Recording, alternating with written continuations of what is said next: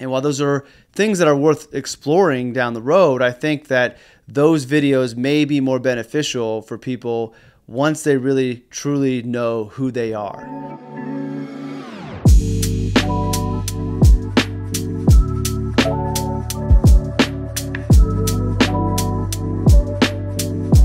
Well, hello there. Welcome to another episode of LifeDesign Plus, where we are mastering the art of living your authentic life. Sound may be a little different if you're listening on the podcast. Obviously, if you're watching on YouTube, this is a different background. I'm really excited to record the first episode in Pursuit Studios, which is just a suite diagonal from where I do my work for RLS Wealth. But I decided it was time to treat LifeDesign Plus as the business that it is going to become, embodying the future of the podcast today, and give it its own space and respect that it deserves. So you can see not everything's ready. We've got Kendrick Lamar and J. Cole behind me. They are finally going to get hung on the wall. Have some more furniture to come, another chair to come. We'll be recording in-person podcasts as well. Excited to have some people local to me in Indy and around the area come join me in person.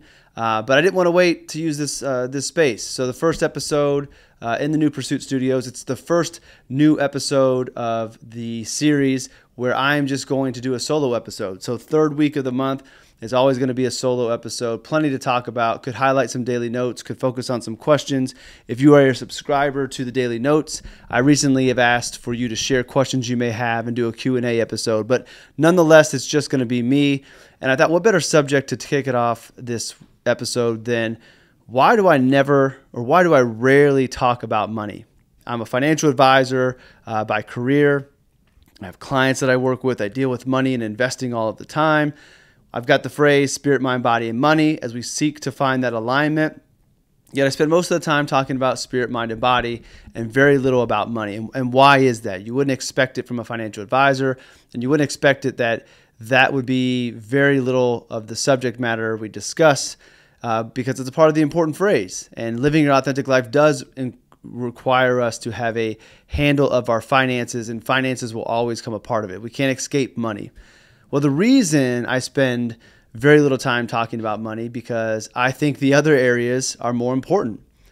There's plenty of content out there that suggests if I were to focus only on the money, only on investing, how to create generational wealth, that is what the people want. If you think about your social media feeds, whether it be Instagram or TikTok or videos on YouTube, there's tons of people who want to tell you how to increase your net worth, how to make more money, how they made $500,000 a year on their side hustle, whatever it might be, pulling you in. And the reality of it is, from what I have seen, the majority, not all, but the majority of those videos are garbage. And really all they're doing is preying on our desire to increase our finances, to alleviate financial stress, or the desire to have more. And while those are things that are worth exploring down the road, I think that those videos may be more beneficial for people once they really truly know who they are. And that I think to solve a lot of the money problems above and beyond getting to the point of being able to cover your expenses and have a roof over your head and have food, once you get on beyond that and you start thinking about accumulating wealth and experiencing life and doing the things that you want, I think the money solves itself and becomes a lot easier when you know who you truly are. And the recipe that I have found to work personally and with other people is finding that alignment of spirit, mind, and body. And that money will fall into place when you know who you really are. And the reason for that is I think a lot of the financial struggles that people have are a result of not knowing who they are. And if you don't know who you are, we all want to feel loved. We all want to be validated. We all want approval. We want to find happiness. And we think we can find that from other people. So one way to potentially do that is to go out and buy things, spend money, have these experiences, not for ourselves, but to impress others, to get feedback, to get validation from others. And the reality of it is nobody cares about your life more than you care about it. The people that you're trying to impress are not paying attention to you. Or the Joneses that you're trying to keep up with have their own struggles and aren't happy, yet what they show on social media would make you think that they are, so you want to emulate what they have. So not knowing who you are and seeking to try to find your identity through material things and spending money and getting approval from others is not how you're going to find happiness.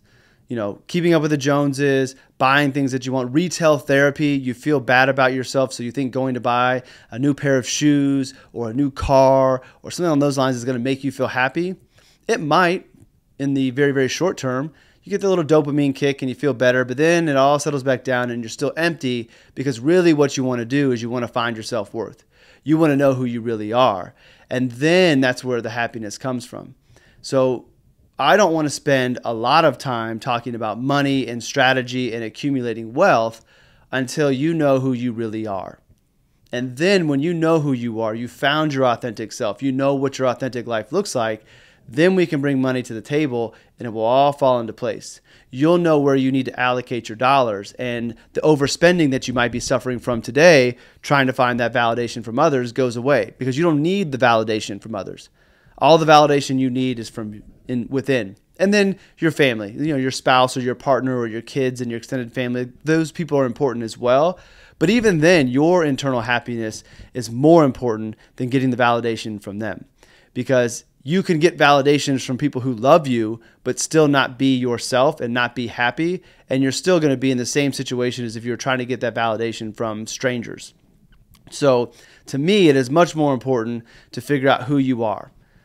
Tap into who you are spiritually, whatever that looks like. I try to be very, very broad and open with what spirituality means in the alignment of spirit, mind, and body, because I think I believe it applies to everybody. Whatever your faith may be, whatever your belief system may be, there is a connection to a higher power of some sort. And tapping into that connection will help you better understand what you were created for, what you should be doing, what talents you have, and begin to direct you in the direction of where it is that you should be going to find the greatest happiness. That's why our heart tells us everything that we need. We have passions. We follow our hearts. That's a connection to whatever your spiritual belief is. So the spirit brings that into the table.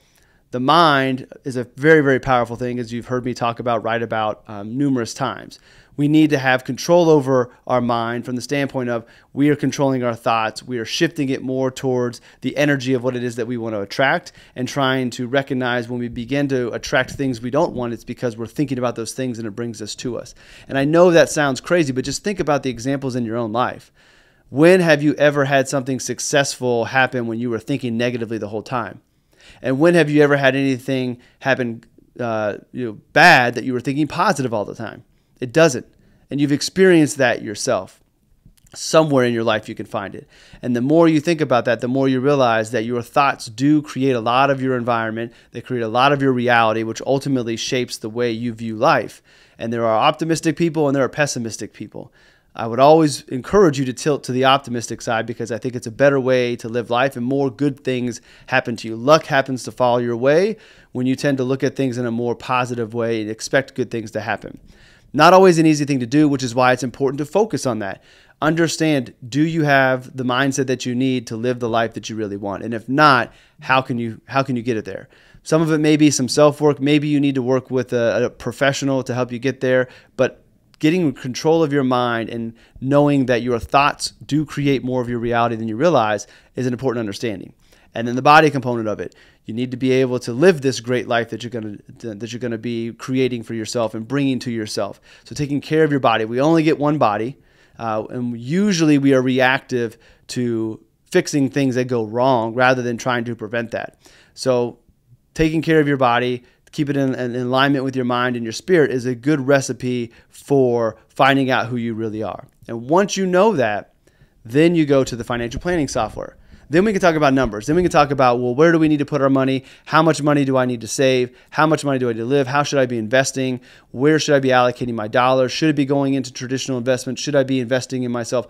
All of those money things come in once you have a better understanding of who you are, because then you know where to put your money. You're not guessing. And you're not putting it in places that society has told you to put it in. You're putting it in the places that align with the authentic life that you are creating for yourself and your family.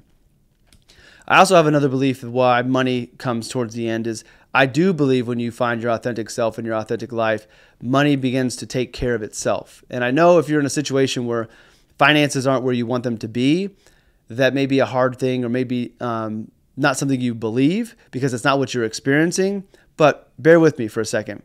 If you do the work and you align your spirit, mind, and body however it is that you want to do it, but you find that truth of who you are, and you know you have found who you are, and you know the life that you want to live that will allow you to be the best version of yourself.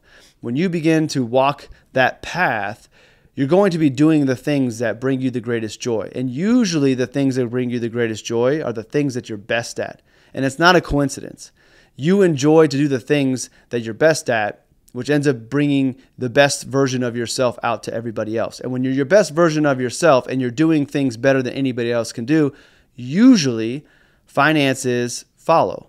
Meaning if you're the best, you command more for your services, or you have more demand, which would in turn mean that your income and your earning potential are increasing to match the level that you might want. On the converse side, you may also realize that this authentic life that you want to live requires you to have less. All of these things that you've been buying, these experiences that you've been creating to try to find happiness, don't really align with what it is that you want to do, which means you no longer have to spend those dollars in that way. Why spend money on something that doesn't align with the life that you know is right for you? So you may find out that the life that is right for you and your family requires you to have less money. And still, you can live the life that you want and save for the future and be responsible and prepare. But because you know what it is that you want, you're okay not doing those things that don't align. And that doesn't mean you have to give up everything. It just means that you don't necessarily need more money to be happy. And there are a lot of people who don't make a lot of money that are very happy. And there are a lot of people who make a lot of money that are unhappy. I don't necessarily believe that money doesn't buy happiness. I think money can bring happiness. Money can definitely solve problems that are causing you to be unhappy. But I think the key is the money plus the knowing who you are and living authentically is the key to the happiness. So while money can help, it's not going to solve the problem if you aren't happy with who you are. If you aren't happy with the life that you're living, then I don't think more money is going to solve that problem. But, or bring you happiness. But if you know who you are, you've connected with your true self, and you are living or moving towards that authentic life that you feel called to live, then I do think money, if that's a part of the plan, does bring more happiness. But I think you've got to have both of them. Money alone won't bring you happiness. Money connected with you knowing your true self and your authentic self is a better recipe for finding happiness. So that is why I don't talk about money as much, because I think it is something that will solve itself or become a lot easier when you know who you are.